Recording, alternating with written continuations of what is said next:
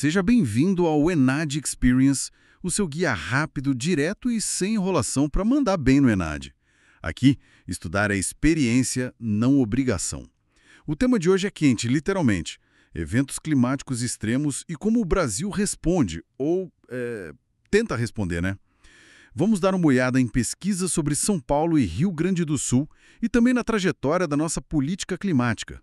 Tem bastante coisa para a gente entender o cenário. Isso mesmo. Vamos investigar, assim, os desafios da governança climática, a fragilidade das nossas cidades e como as políticas locais conversam, ou às vezes nem conversam, né, com a agenda internacional. São pontos-chave para a formação geral no Enad, sem dúvida. Ok, então vamos lá.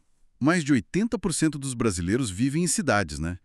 Isso já coloca cidades, na linha de frente desses impactos climáticos. Uhum. A gente viu a seca, nossa, brutal, no Sudeste ali entre 2013 e 2016. E agora, mais recente, as inundações terríveis no Rio Grande do Sul em 2024. São exemplos extremos, claro, mas que mostram uma realidade bem preocupante. E o que as pesquisas trazem, olha, é fascinante e, ao mesmo tempo, um pouco alarmante. Em São Paulo, por exemplo, um estudo mostrou uma coisa curiosa. 88% dos gestores municipais que eles entrevistaram sabem que mudança climática é um problema real. A percepção existe, sabe? 88%? É quase todo mundo. Mas então, por que a ação mesmo, a coisa concreta, parece tão difícil de acontecer nos municípios? Onde que está o gargalo? Pois é, aí que mora o problema. São várias barreiras, na verdade. Falta de dados organizados. É impressionante a quantidade de não respostas que apareceram nos questionários lá em SP. Sério? Não responderam? Exato. E, além disso, tem a dificuldade em medir os impactos de forma clara. E um ponto crucial, o planejamento urbano que muitas vezes não leva em conta essa variável climática de forma séria. Faz tudo sentido. E essa dificuldade ela aparece em outros lugares também, certo? Como no caso do Rio Grande do Sul que você falou? Exatamente. A análise lá sobre as enchentes de 2024 é um retrato disso. Municípios em áreas de risco, principalmente os menores, né, com até 20 mil habitantes, estão muito, mas muito despreparados. Só 23% deles tinham planos diretores que de alguma forma consideravam prevenção de enchentes. 23% é um número assustadoramente baixo. Muito baixo. E o pior, segundo a pesquisa, é que muitos desses planos nem eram adequados para a realidade local. Às vezes eram só cópias, um copia e cola genérico. Nossa, que complicado. E mesmo iniciativas como aquele programa Município Verde Azul em SP, que tentam incentivar, parece que ainda falta muito para a gestão municipal realmente internalizar essa questão climática, né? E essa dificuldade local, ela não está isolada, sabe? Ela está ligada diretamente com as idas e vindas da política climática nacional. Tem uma análise que mostra bem como o Brasil teve posturas bem diferentes ao longo do tempo para lidar com os acordos globais do clima. Uma montanha-russa mesmo, então. Eu lembro daquela frase do governo FHC, algo como "não trocaremos fumaça por árvores".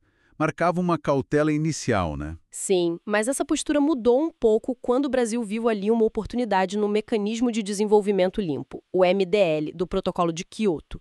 Já nos governos Lula, o país buscou sim um protagonismo maior. Criou a Política Nacional sobre Mudança do Clima, a PNMC, lá em 2009. Assim, a PNMC.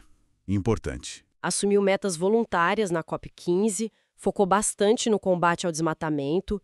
Isso deu uma projeção internacional importante para o Brasil na época. Mas essa trajetória de engajamento, pelo que eu vi nos materiais, ela não foi linear. Teve altos e baixos, né? O que aconteceu depois? Não foi mesmo.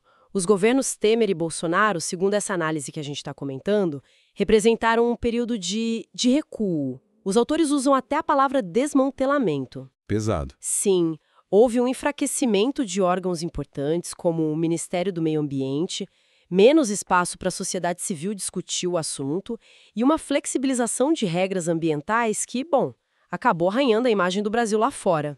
Isso apesar do país continuar formalmente no Acordo de Paris e até atualizar as metas, as NDCs. Entendi. E essa instabilidade toda lá em cima, no nível federal, acaba respingando nos municípios, imagino eu. Como essa falta de um rumo mais claro afeta a ponta, o dia a dia das cidades? Impacta diretamente. Sem dúvida. A falta de diretrizes claras, de continuidade e ainda por cima o enfraquecimento de políticas federais torna tudo muito mais difícil para os municípios, principalmente os menores, né? Aqueles com menos dinheiro, menos equipe técnica. Menos estrutura. Exato. Para eles planejarem e implementarem ações de adaptação, de mitigação de forma consistente, fica bem complicado. A governança climática, para funcionar, precisa de sintonia, de coerência entre todos os níveis de governo. Fica muito claro, então, que os desafios são enormes. É urgente integrar a gestão de riscos e essa agenda climática no planejamento das cidades.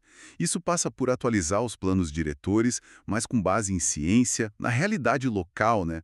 Chega de copia e cola. Uhum. E também dá mais estrutura, mais capacidade para os municípios tocarem essa agenda. E o ponto fundamental que a gente viu é superar essa distância entre saber do risco e agir. Não adianta só ter a percepção como lá em SP.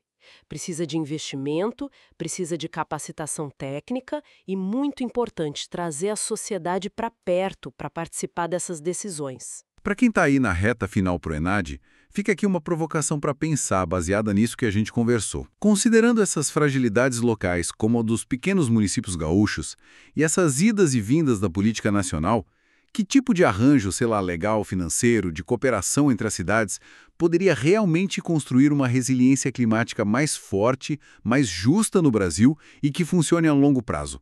Fica a reflexão. Encerramos mais um episódio do ENAD Experience. Continue sua jornada de estudos com disciplina e propósito. Até breve!